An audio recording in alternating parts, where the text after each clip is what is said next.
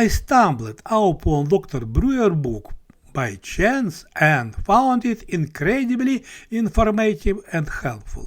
Many of us turn to food as a coping mechanism for stress, anxiety, and boredom, leading to unhealthy eating habits and feelings of disappointment in ourselves. Dr. Brewer provides a practical approach to breaking free from this cycle. He encourages us to replace emotional triggers with the natural cue of hunger and emphasizes self-compassion when making food choices.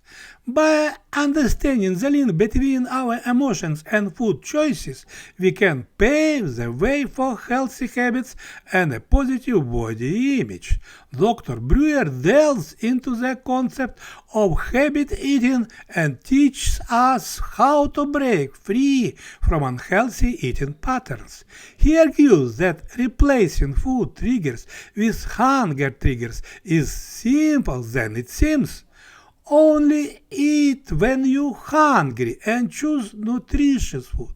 Let go of all other triggers with kindness. Developing the habit of eating only when hungry, which Dr. Brewer calls the hunger habit, can help overcome mindless overeating.